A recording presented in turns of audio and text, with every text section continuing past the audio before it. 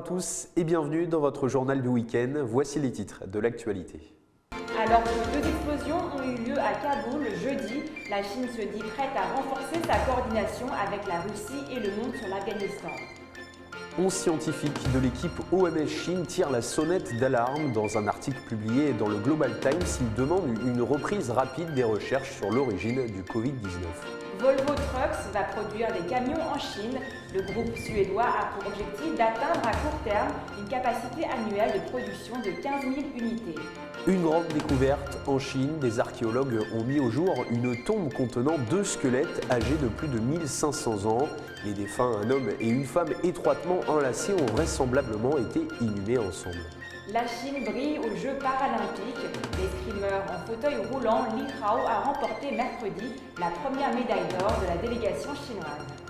Et puis nous terminerons ce journal avec une histoire pour le moins atypique. Cette semaine, un père a acheté une voiture pour son fils avec 17 sacs de pièces de monnaie. Retour sur cette vidéo qui fait le buzz dans notre édition.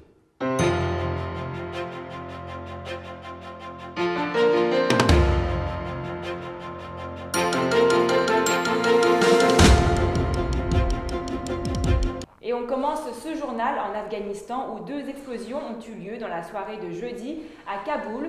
Ces dernières, revendiquées par l'État islamique, ont fait de nombreuses victimes. Une dizaine de militaires ont en effet été tués. La Chine, qui a immédiatement réagi, se dit prête à renforcer sa coordination avec la Russie et le monde sur l'Afghanistan pour apaiser les tensions dans les pays.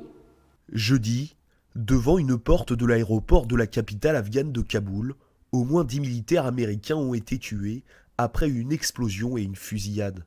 Peu de temps après, une seconde explosion a été signalée près d'un hôtel. Ces attentats suicides pourraient être l'œuvre de l'État islamique qui a rapidement revendiqué l'attaque. Très vite, la Chine a tenu à montrer sa solidarité avec le peuple afghan en dénonçant ces attaques meurtrières. Cette semaine, le président chinois Xi Jinping a déclaré que son pays était disposé à renforcer sa communication et sa coordination avec la Russie et la communauté internationale sur la question afghane. Lors d'une conversation téléphonique avec son homologue russe Vladimir Poutine, il a appelé à des efforts concertés pour encourager toutes les factions en Afghanistan en bâtissant une structure politique ouverte et inclusive via la consultation, en rappelant que les Afghans devaient à tout prix se dissocier totalement de tous les groupes terroristes et entretenir des relations amicales avec le reste du monde, en particulier les pays voisins. Alors que le Covid-19 et son variant Delta continuent de faire des ravages dans le monde, la question de l'origine de ce virus reste toujours en suspens. Pour 11 scientifiques de l'équipe OMS Chine, l'arrêt des recherches n'est pas justifié. Dans un article publié cette semaine dans le Global Times, ils demandent une reprise rapide de l'enquête. Tous les détails dans ce sujet. Cette semaine, 11 scientifiques de l'équipe OMS Chine ont décidé de prendre la parole. En cause, l'arrêt de l'enquête sur les origines du virus commencé en janvier dernier. Un travail scientifique qui avait donné lieu à l'époque à la publication d'un rapport en mars, censé être la première étape d'un processus au point mort aujourd'hui. L'article des scientifiques met en garde sur le retard alarmant de l'enquête. Attendre davantage rendrait selon eux certaines des études biologiquement impossibles. Marion Koopmans est le président de l'alliance EcoHealth, Peter Daszak, qui ont participé en janvier à la mission conjointe OMS Chine de 28 jours à Wuhan, ont indiqué mercredi au Global Times certaines priorités. Parmi elles, il faut effectuer davantage de travaux de traçabilité des personnes et des animaux dans les régions à l'intérieur et en dehors de la Chine. La phase suivante de l'étude devrait être menée dans plusieurs endroits dans le monde où l'on peut trouver des chauves-souris rousses chinoises en fer à cheval et des pangolins. La théorie de fuite d'un laboratoire chinois a, elle, été rejetée par ces experts.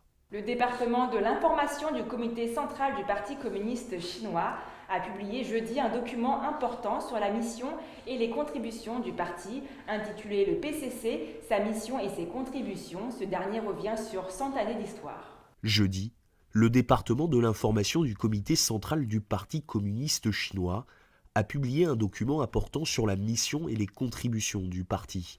Le document intitulé « Le PCC, sa mission et ses contributions » souligne que pendant les 100 dernières années, toutes les luttes, tous les sacrifices et efforts faits par le parti et par le peuple chinois sous sa direction n'avaient qu'un seul but, le renouveau de la nation chinoise. Il indique également que le Parti communiste chinois a pour objectif d'œuvrer pour le bien-être du peuple chinois et fait tout ce qui est dans les intérêts du peuple. Selon le texte, le marxisme est la seule idéologie directrice, l'âme même du PCC et la bannière sous laquelle il lutte. Afin de réaliser l'indépendance, le développement et la prospérité, le Parti communiste chinois doit posséder une direction forte et incisive, affirme le document.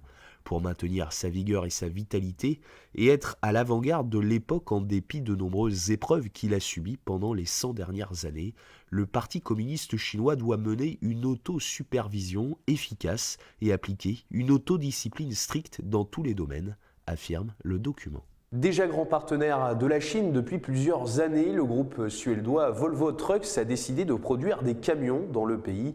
L'objectif est clair, atteindre à court terme une capacité annuelle de production de 15 000 camions, un projet atteignable selon les responsables. Sous réserve des traditionnelles autorisations, Volvo Trucks va franchir un nouveau cap en Chine en se portant acquéreur de JMC Heavy Duty Vehicle, filiale de Jiangling Motors. Présent sur ce marché depuis 1934, Volvo Trucks y connaît une croissance forte, accompagnant l'essor spectaculaire des services logistiques, notamment liés au e-commerce dans le pays. Ainsi, en 2020, Volvo Trucks a livré plus de 4500 poids lourds en Chine. Ces 2 dernières années, la demande pour nos camions premium et leurs offres de services associés a bondi en Chine et nous avons accompagné ce mouvement en développant notre réseau de distributeurs et de points de service. À ce stade, il est désormais temps de produire localement et de gérer l'ensemble de la chaîne de valeur, explique Roger Halm, président de Volvo Trucks. Le groupe va donc prendre le contrôle de JMC Heavy Duty Vehicle et de l'usine de Taïwan qui sera modernisée pour atteindre à court terme une capacité annuelle de production de 15 000 unités en attendant une meilleure offre. Le site couvre l'ensemble du process de production de la presse aux assemblages finaux. Volvo Trucks y produira notamment des modèles FH, FM et FMX dès 2022. Ils étaient enlacés dans une tombe depuis plus de 1500 ans. Des archéologues ont mis au jour en Chine une trouvaille exceptionnelle. Une tombe contenant 2 squelettes a été retrouvée. Selon les spécialistes, les défunts, un homme et une femme, ont vraisemblablement été inhumés ensemble. Récit de cette découverte dans ce reportage. 2 squelettes figés dans une étreinte éternelle. C'est ce que des archéologues ont exhumé à Dantong dans la province du Shaanxi, au nord de la Chine. Selon leur étude publiée en juin dernier dans la revue internationale Journal of Archaeology, les défunts sont apparus dans une tombe au sein d'un cimetière contenant plus de 600 autres sépultures. Les analyses ont révélé que les squelettes appartenaient à 2 adultes, un homme et une femme, qui auraient vécu durant la dynastie des Wei du Nord entre 386 et 534. Ils appartiendraient au peuple Xianbei, un ancien groupe nomade qui évoluait dans les steppes eurasiennes et notamment au nord-est de la Chine. Pour les archéologues, la position des 2 défunts ne laisse que peu de doute. Ils reposent tous 2 sur le côté et se font face. La tête de la femme semble posée sur l'épaule de l'homme, tandis que celle de ce dernier paraît inclinée vers elle. Leurs bras sont enroulés l'un autour de l'autre au niveau de la taille dans une étreinte étroite. Ce serait cependant la première fois qu'une telle découverte est réalisée en Chine. D'après les observations, l'homme mesurait environ 1,60 m, était âgé entre 29 et 35 ans et avait plusieurs blessures dont une fracture non guérie au bras, un morceau de doigt manquant au niveau de la main droite ainsi que des excroissances osseuses à la jambe droite. La femme, quant à elle, mesurait environ 1,57 m, était âgée entre 35 et 40 ans et a semblé plutôt en bonne santé, excepté quelques problèmes dentaires. Cette différence a poussé les archéologues à avancer que l'homme pourrait être mort en premier et que la seconde pourrait s'être tuée afin d'être inhumée à ses côtés. En raison du caractère unique de la tombe, les archéologues ont décidé de ne pas totalement excaver les restes humains et de laisser le duo enlacé. Non, les JO de Tokyo ne sont pas encore terminés. En effet, les Jeux paralympiques ont débuté cette semaine et la Chine reste pour le moment sur sa bonne lancée. L'escrimeur en fauteuil roulant Li Hao a remporté la première médaille d'or de la délégation chinoise. Mais qui est vraiment cet athlète? La réponse dans ce sujet. Dans la soirée du 25 août, les Jeux paralympiques de Tokyo 2020 ont inauguré le premier jour de match après la cérémonie d'ouverture. La délégation chinoise a connu une première journée fructueuse avec 8 médailles dont 5 d'or, 1 d'argent et 2 de bronze. Elle s'est temporairement classée 2e sur la liste des médailles et sur la liste des médailles d'or. Lors de la finale de sabre individuel masculin en escrime en fauteuil roulant des Jeux paralympiques de Tokyo, le joueur chinois Li Hao, qui a fait ses débuts aux Jeux paralympiques, a battu son adversaire avec un score de 15-12 et a remporté la première médaille d'or pour l'équipe sportive chinoise aux Jeux paralympiques de Tokyo. Li Hao est originaire de la province du Sichuan en Chine. À cause d'un accident de voiture, sa jambe droite a été amputée alors qu'il n'était qu'un enfant. Mais grâce à sa persévérance, l'homme est aujourd'hui un athlète. Il y a 6 ans, Li Hao est allé au Sichuan à Shanghai pour suivre une formation professionnelle lui permettant de développer à pas de géant ses compétences d'escrimeur. Dans ces Jeux, il a participé à un total de 8 matchs des tours de qualification au final, avant de remporter la médaille d'or. Retour maintenant sur une histoire qui fait le buzz sur les réseaux sociaux cette semaine. On y voit un homme acheter une voiture pour son fils avec 17 sacs de pièces de monnaie. Après 3 heures de comptage, ce quarantenaire est finalement reparti avec son auto. Acheter une voiture pour son fils avec des petites pièces de monnaie, c'est ce qu'a réalisé ce Chinois d'une quarantaine d'années.